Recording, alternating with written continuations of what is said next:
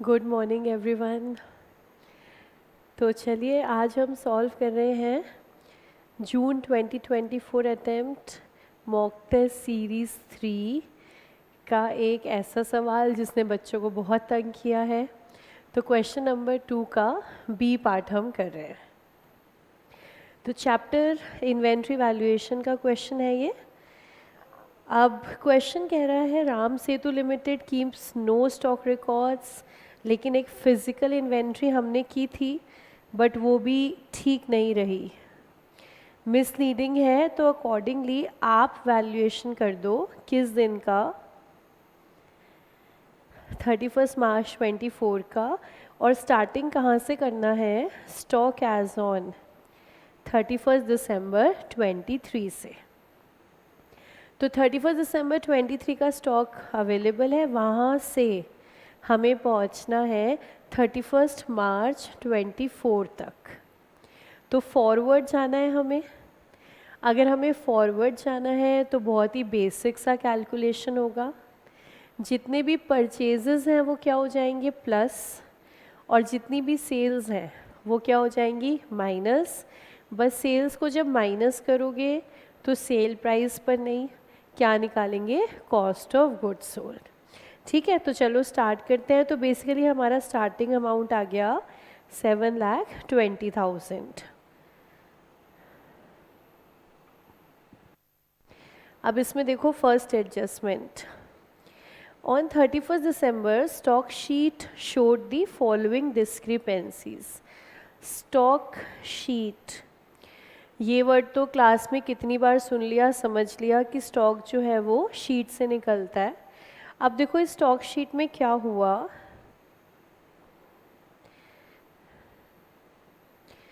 Page total of 45,000 had been carried to summary sheet as 54। Page total था 45 और हमने carry forward कर लिया 54।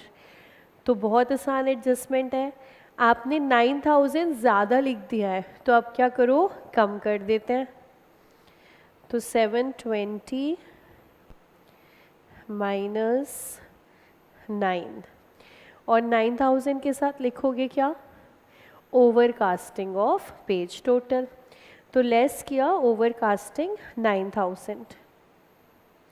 फिर देखो सेकंड, अगली गलती क्या की हमने, अब किसी पेज का टोटल अंडरकास्ट कर दिया।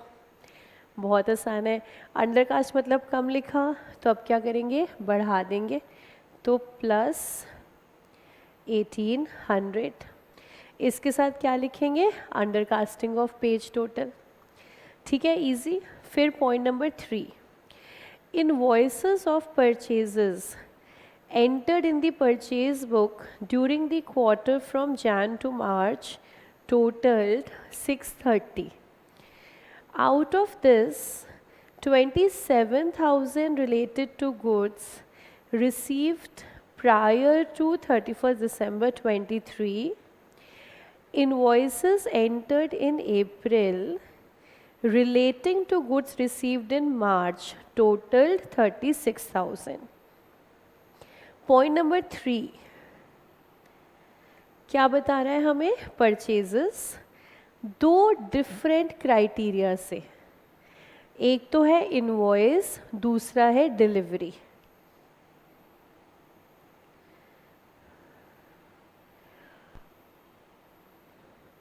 एक है इनवॉइस, दूसरा है डिलीवरी।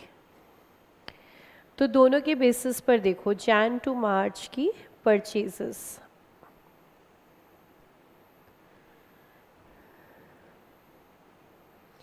इनवॉइस और डिलीवरी। पहले हम देखते हैं इनवॉइस। तो क्वेश्चन क्या कह रहा है, इनवॉइसेस एंटर्ड कितने के थे, 630 के। ये तो इन्फॉर्मेशन एकदम स्ट्रेट गिवन है 630, बट अगर अब हम लोग बात करें गुड्स डिलीवर्ड के, तो क्वेश्चन बोल रहा है आउट ऑफ दिस 27,000 का सामान किससे रिलेट करता है, प्रायर टू 31 दिसंबर, यानी कि टोटल 630, लेकिन इसमें से कितना सामान हमारे पास इस ड्यूरेशन का नहीं है, जैन टू मार्च का? 27,000, ये हमने माइनस किया। फिर उसके बाद क्वेश्चन कह रहा है इनवॉइस तो अप्रैल का है, सामान अभी आ गया है जैन टू मार्च में, मार्च में सामान आ गया है 36, तो डिलीवरी तो आ गई प्लस 36, तो ये माइनस प्लस हमने किया तो 639। ठीक है, तो यहाँ पर क्या मतलब हुआ, इनवॉइस के बेसिस पर परचेजेस कितनी 630। अगर इनवॉइस की बेसिस पर अकाउंटिंग है तो डिलीवरी नहीं देखेंगे, डिलीवरी के बेसिस पर परचेजेस 639, डिलीवरी के बेसिस पर अकाउंटिंग है तो इनवॉइस नहीं देखेंगे। ये फर्म की क्या होगी अपनी अकाउंटिंग पॉलिसी।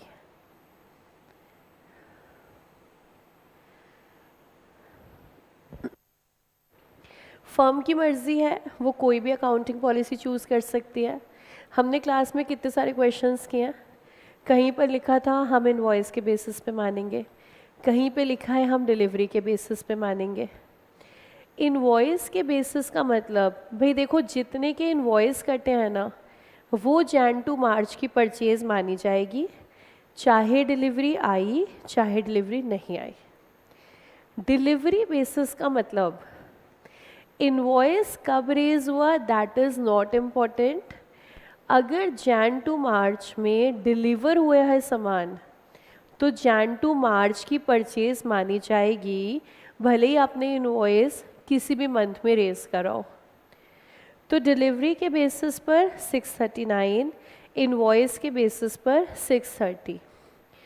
नाउ ये जो इन्फॉर्मेशन है ये क्वेश्चन में मेंशन होनी चाहिए कि हमारा बेस क्या है, बट यहाँ पर इस क्वेश्चन में कुछ भी मेंशन नहीं है, तो हमें अजम्पशन लेनी पड़ेगी।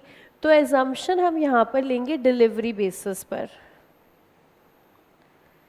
डिलीवरी बेसिस पर, बिकॉज आईसीएआई ने ये वाला क्वेश्चन तो कई बार पूछा है आरटीपी में, एमटीपी में, और हमेशा उन्होंने अजम्पशन डिलीवरी का लिया है, तो हम उन्हीं के साथ चलते हैं। डिलीवरी के बेसिस पर मानेंगे तो इस ड्यूरेशन की परचेजेस कितनी होंगी 639। इतना ही तो चाहिए था हमें कि परचेजेस कितने की हैं, परचेजेस 639 की। बाकी आपकी मर्ज़ी, आप इनवॉइस के बेसिस पर भी मान सकते हो, नोट तो देना ही पड़ेगा कि ओनरशिप ट्रांसफ़र हम कब मानेंगे। तो अगर डिलीवरी के बेसिस पे मानते हो तो 639, इनवॉइस के बेसिस पे मानते हो तो 630। तो हम क्या प्रिज्यूम करेंगे, ownership is transferred when goods are delivered. तो हमारी परचेजेस कितनी हो गई 639। तो परचेजेस को क्या करना है, ऐड, सामान आया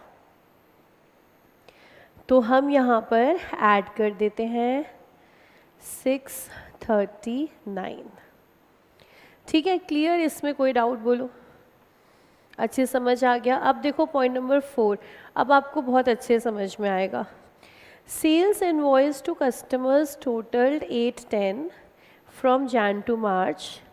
Out of this, 45 related to goods dispatched before 31st December, goods dispatched to customers before 31st March 24 but invoiced in April, totaled 36। तो फिर से वही दो बेसिस, इनवॉइस और डिलीवरी। तो देखते हैं दोनों में अमाउंट।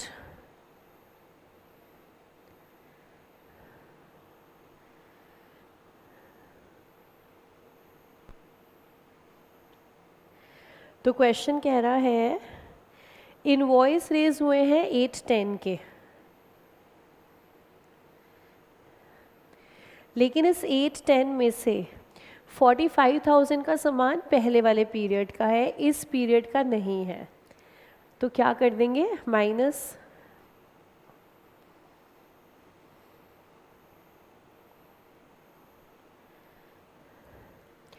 और इसके अलावा हमारे पास कुछ सामान और आ गया, मतलब हमने सेल करा, कुछ सामान हमने और बेचा, वो इनवॉइस रेज हुआ है अप्रैल में, लेकिन सामान अभी हमने बेच दिया है 30,000 का। गुड्स डिस्पैच टू कस्टमर्स, तो प्लस 30,000। ये सेल्स हो गई on the basis of delivery. Check करते हैं अमाउंट।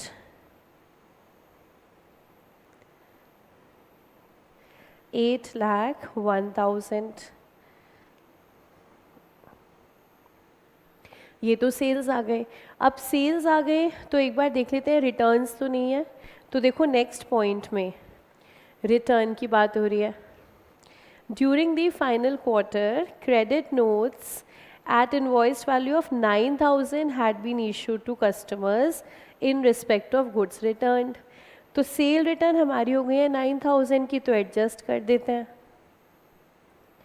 तो सेल हमारी 8,01,000, क्योंकि हम क्या एजम्पशन ले रहे हैं, ownership is transferred eight the time of delivery of goods.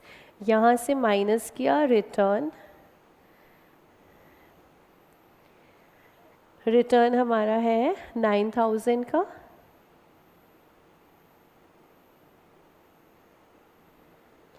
$792 की हमारी आ गई हैं नेट सेल्स, लेकिन ये 792 कौन सा प्राइस है, सेल प्राइस। एडजस्टमेंट किस पर करेंगे, कॉस्ट ऑफ गुड्स सोल्ड पर। तो इसमें से क्या माइनस करना है, प्रॉफिट मार्जिन माइनस करते हैं।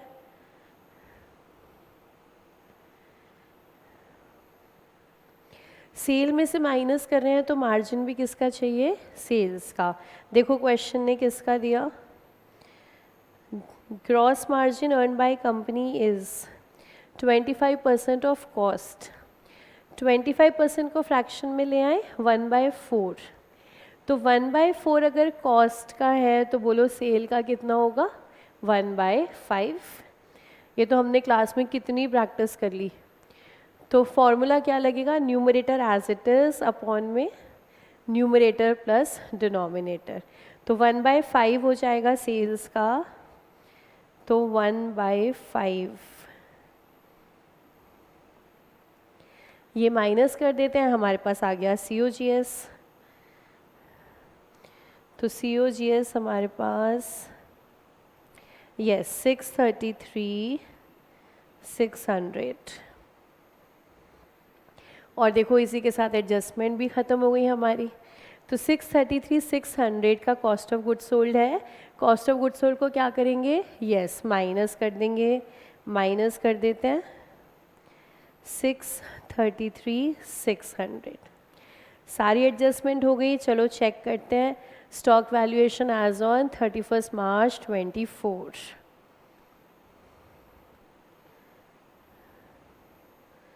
$718,200। तो देखो क्वेश्चन जो इतना मुश्किल लग रहा था इसमें ऐसा कुछ भी नहीं है। इनवॉइस और डिलीवरी दो हमारी अकाउंटिंग पॉलिसी है, तो आप कुछ भी नोट दे सकते हो, लेकिन हम ICI के साथ ही चलेंगे। तो हम नोट क्या मानेंगे, अजम्पशन क्या लेंगे हम, eight the time of delivery of goods ownership is transferred. देखिए एक बार सोल्यूशन देखिए 718,200, 720 under casting purchases cell return. अच्छा देखो यहाँ पर सेल रिटर्न अलग से है और सेल अलग से है, बट क्या फ़ायदा, उसको इकट्ठे करो। सेल माइनस सेल रिटर्न, पहले नेट सेल निकालो, उसके बाद मार्जिन माइनस करो जैसे अभी हमने करा, और उसके बाद नोट आ रहा होगा, यस आ रहा है। तो देखो in the above solution transfer is assume to take place at the time of delivery of goods. If it is assumed, हम दूसरा भी अज्यूम कर सकते हैं on the basis of invoices, लेकिन हम सिर्फ क्या अज्यूम कर रहे हैं, डिलीवरी। तो अगर आप इनवॉइस का अज्यूम करोगे तो बहुत आसान है। परचेज कितना मानोगे, 630, सेल कितना मानोगे, 810। ठीक है, तो ये लो, ये हमारा खतरनाक सा क्वेश्चन जो है सॉल्व हो गया है, अच्छे समझ में आ गया है। इन्वेंट्री वैल्यूएशन चैप्टर को बिल्कुल भी छोड़ना नहीं है, हर एमटीपी में इस चैप्टर का क्वेश्चन आया है, तो इसको अच्छे से जो है रिवाइज करना है। ठीक है, तो चलिए आज के लिए इतना ही। Thank you so much and keep smiling.